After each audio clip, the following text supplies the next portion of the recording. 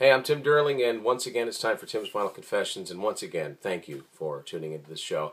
On this one, I'm going to go through a CD collection of one of the most dysfunctional bands in my collection.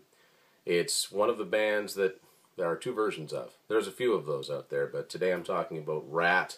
Ratt's a band that came out of the LA scene in the early 80s, sold millions and millions of albums, and to this day, their songs still get played on rock radio, or at least radio that's more friendly towards that era.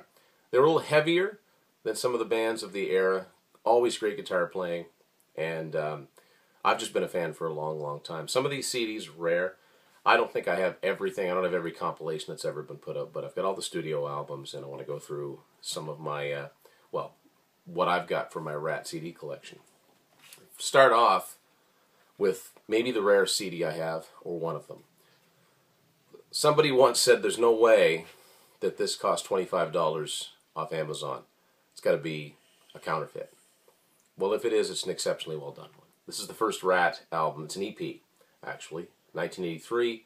Heaviest thing they ever did. If you dismiss them as a glam band, listen to this. It's not thrash, but it's heavy.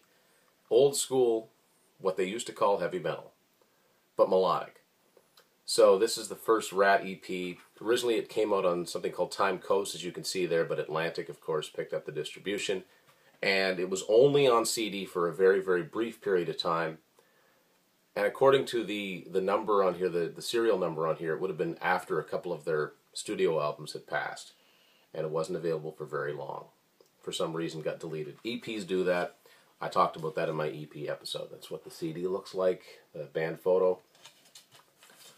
And even though it's an EP, I think it's my favorite Ratt album. And I don't mean that as a disservice to the rest of them and that they could only come up with 6 songs. But this is one of those that you just play over and over again. Especially the cassette. Cassette had the same 6 songs on both sides, so it would just repeat. Of course, the best known Ratt album, the reason that basically they have a career, Out of the Cellar, 1984. Yes, that is Tawny Kitaen. Later to star in the Whitesnake videos. At the time, she was dating Ratt guitarist Robin Crosby, who sadly passed away in 2002.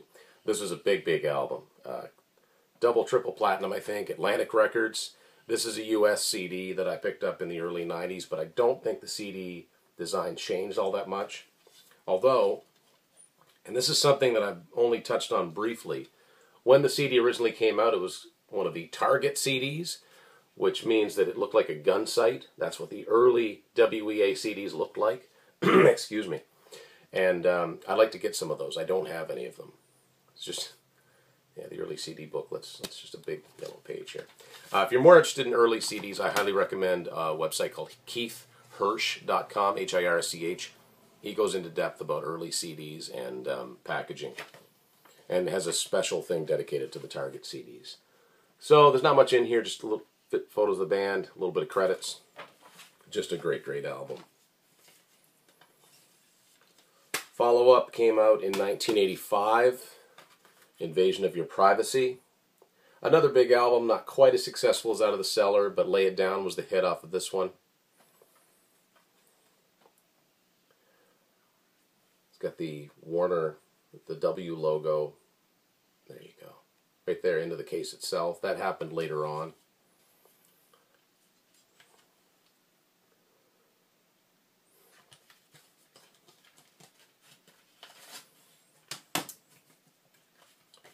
Not much for credits in here, but then again, and someday I'll do a Ratt vinyl episode. There wasn't much in the original records either, so it's not like the CDs were leaving anything out. An underrated Ratt album, Dancing Undercover. It did well, but no big singles off of this one. This came out in 1986. This is actually a German version, still on Atlantic Records. Found this used, didn't realize it was a foreign version until I got home. And yeah, this is a really, really good album.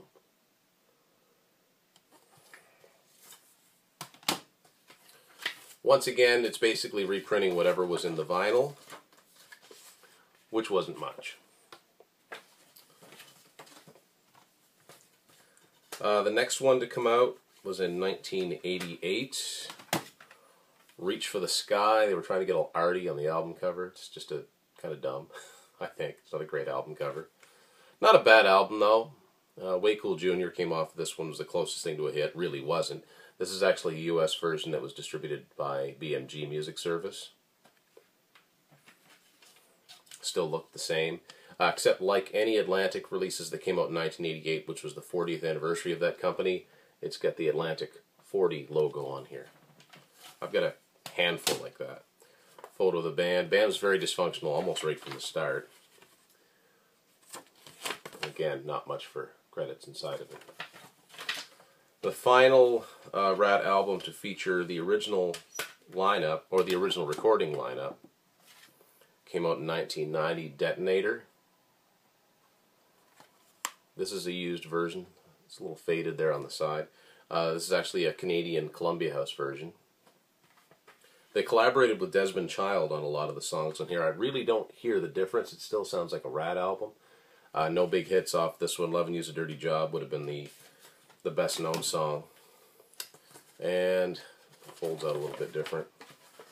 Top to bottom. And shows the other available albums. For some reason they used a really generic looking logo for the EP. And for the first time, lyrics to all the songs, lyrics and credits. Look kind of cool on vinyl. I think, if I recall correctly, the cassette featured that entire scene, that horizontal layout. So, 1991, time for a best of, I guess. Atlantic put one out. It's a good one. I mean, it's a solid long car trip CD, if everybody's into this type of stuff. Ratt Roll 8191. They didn't start recording until 83, but I guess they formed in 81. This is a Canadian Columbia House version. At the time, this was the easiest way to get any songs from the EP, 2 out of the 6, so the first 2 songs on here, and a new song, Nobody Rides for Free, which had come out on the Point Break soundtrack, but this is a way for Ratt fans to get it without buying a soundtrack for one song. And a write-up on the group. I'm trying to find out who did the write-up. It was a British writer. I don't think the name's in here. No, I don't think it is. It's kind of weird. But anyway, there's a write-up on the band, and if I read the name, it's probably somebody that writes for classic rock or wrote for Kerrang or something like that back in the day. So then the band went on hiatus. At this point, Stephen Pearcy went on to form a band called Arcade. They did 2 albums with drummer Fred Coury from Cinderella, another band that had well, I guess Cinderella weren't on hiatus at that point. He had just left Cinderella. So they got back together. They sort of, like a lot of other bands, wisely sat out the grunge era. They got back together around 96, 97, started doing some shows. And in 1997, they put out an album of previously unreleased material called Collage. This came out on D-Rock Records, which was a Canadian label. I've got a few albums on that label.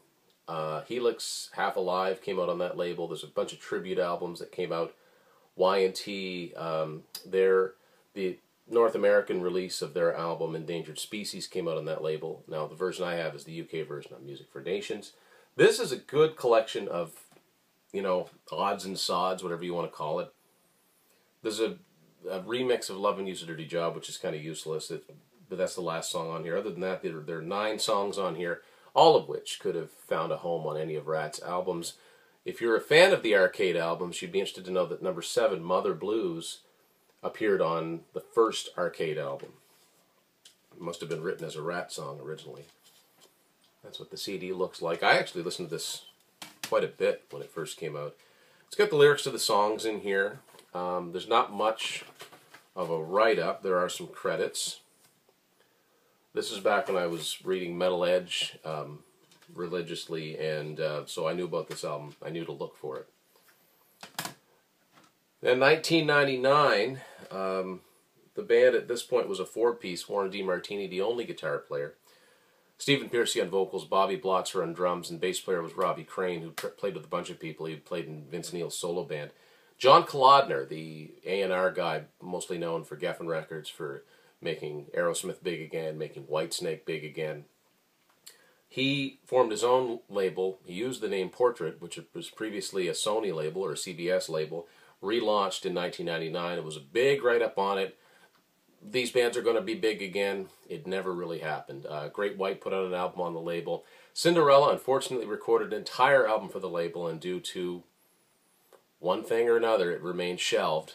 And I think we're lacking a new Cinderella album. I'd love to hear the material on there. But one that did come out is this self-titled one from Ratt. Came out in 1999. Really crappy packaging, I think. This is actually a Canadian version I got. It's not bad material on here. Wasn't promoted at all.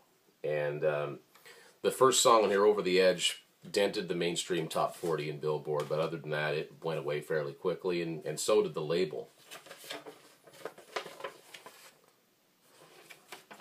Yeah, that's it. That's all for packaging.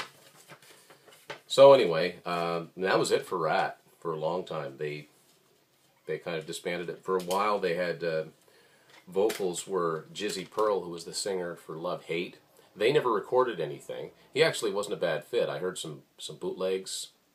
They did. He actually did a pretty good job. Stephen Pearcy's not a great singer, but he fits the Ratt material. It's one of those things where, you know, maybe not a technically great singer, but nobody else could sing that material. Again, very dysfunctional. They finally got it together long enough to do at least one album. As to date, it's the last new Ratt album. It came out in 2010 on Roadrunner Albums, and it's called Infestation. The idea, they wanted to write an album. If they were following up Out of the Cellar, what would an album sound like? Back to being a five-piece band, second guitarist, a very logical choice, Carlos Cavazo from Quiet Riot. And this is a good album. There was a little bit of buzz about it when it first came out. Didn't really go too far, but worth seeking out if you're an old school Ratt fan.